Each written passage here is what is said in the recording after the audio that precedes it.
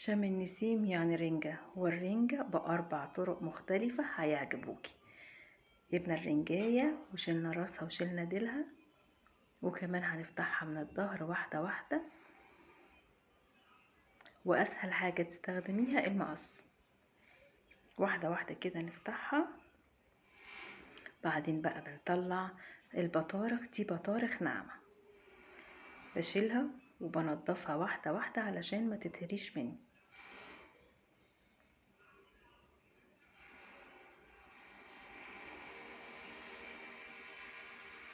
هنا شلنا اول فص، تمام.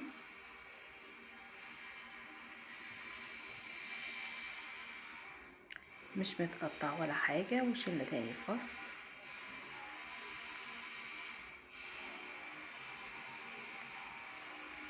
وحطيناه جنبه. ونبتدي بقى هنا نشيل السل واحدة واحدة علشان ما تتهريش في ايدنا. بعدين بالمقص نقسمها بقى نصين.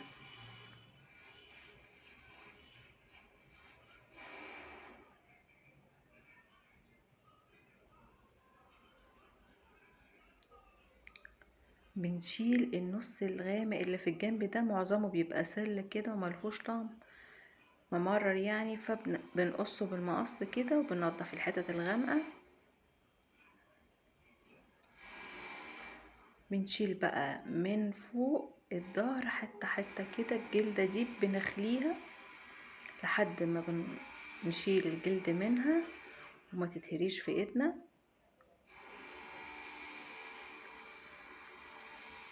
تمام كده بقى، تمام.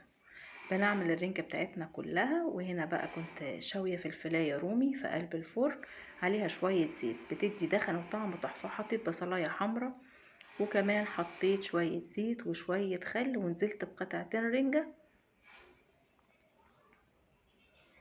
وكمان نزلت عليهم بشوية طحينة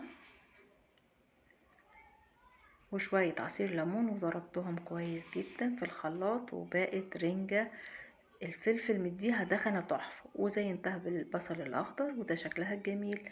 في نفس الكبة نزلت بفنجان مايونيز، ونزلت عليهم ب3 معالق طحينة، وكمان نزلت عليهم بشوية خل وشوية ليمون وشوية زيت،